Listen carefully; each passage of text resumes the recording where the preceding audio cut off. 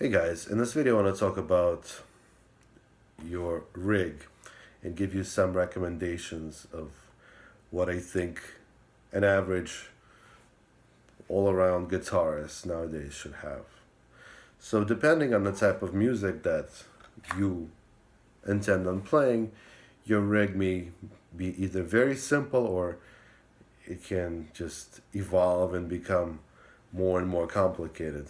For example, if your role is just to play rhythm guitar in a funk band, and that's the only thing that you do, then you don't really need all those pedals. All you need is your guitar, a cable, and a nice clean amp.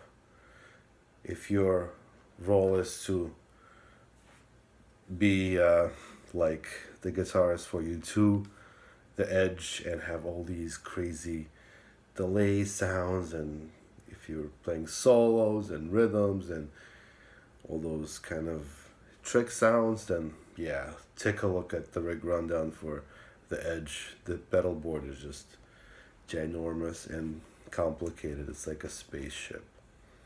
So let's start with an amp. For me, I favor certain amps. I like my amps to be very clean, just naturally very clean, and everything else comes from my pedals. Some people like to play through a dirty amp if they're playing the type of music like your AC/DC stuff, you're just hard rock, and you always need that saturated gain in your sound. Then yeah, use a Marshall or something similar. I can dial in pretty much with any amp that I'm given. I can dial in my sound. Some amps work better, some don't work as well, but pretty much give me any single amp and I can dial in my sound that will work with my equipment. So for me, as I said, I prefer a clean Fender style amp. My personal amp is a PV Classic 30. It's just very even. It doesn't have all of those crazy, hard to understand controls like presence, high mids, low mids, high highs, low highs. Like, it's just too much. I have a 3-band EQ and a volume and a reverb. Everything else is my pedals.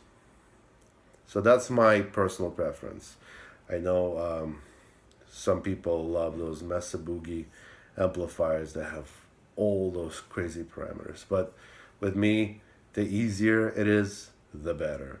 The cleaner, the better, because I oftentimes use effects in my rig, and something like a delay or maybe auto harmonized guitars are just not going to sound right through a dirty amplifier.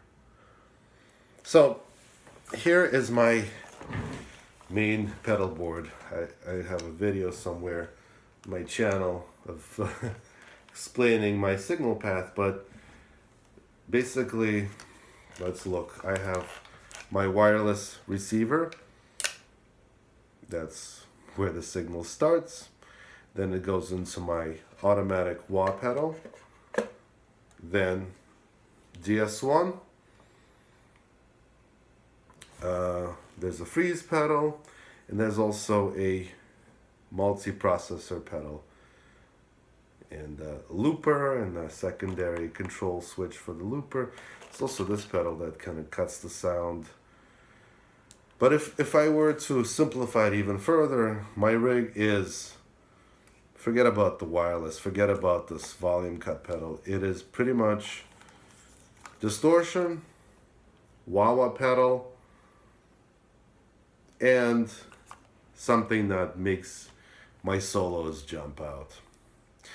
Because it all depends on, like I said, your situation. If you're playing in a power trio sort of setup, then it's easier for you to cut through the mix, because if you're playing a solo, there's just the bass guitar supporting you.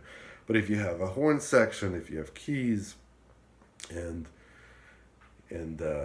backing vocalists, and you need to take the solo to just take it to the next step, you need something, some gadget to help you kind of be louder than everybody else. So there are several approaches to having loud solos. You can either EQ your signal to basically raise your what I typically do, high mid frequencies, and add some delay, and that just makes your sound more piercing. Not necessarily louder, but it's just the perception of loudness. And yeah, other than that, clean sound, dirty sound, that's what your distortion pedal is for. Wah-wah for your slash inspired solos, or if you're playing clean, your kind of funky rhythms. So that's what I would start with. Your distortion pedal, a wah-wah pedal, and something that will make your solos louder. It can be the equalizer, like I said, or it can be the opposite. You can actually cut your volume, your resulting volume, and that would be a rhythm sound. And when you don't cut the volume, it will be just full on solo sound. And yeah, so for me, the little multi-effects processor provides me that solo boost. It also does other trick sounds. In this other band that I play with, there are even more sort of trick sounds, delays, and like phaser sounds, and stutter sounds, and vibratos. And I've gotten this thing. This is a Boss MS3. You can loop in various pedals, but I just use it as a processor. So my distortion, my path is guitar, wah-wah pedal, distortion, and then this thing to boost my solos, to dress it up, phaser, all of this stuff. So, to summarize, you have to understand your role in your musical project. If you don't need any of this stuff, then please just don't complicate your life. Make it simple.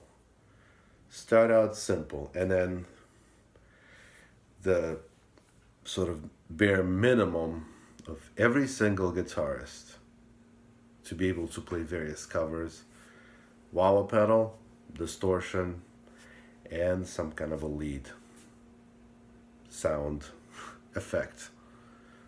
3 things, that's what you should start with. And then phasers, and then choruses, and all the other stuff. All right? I hope you found it useful. Thanks for watching.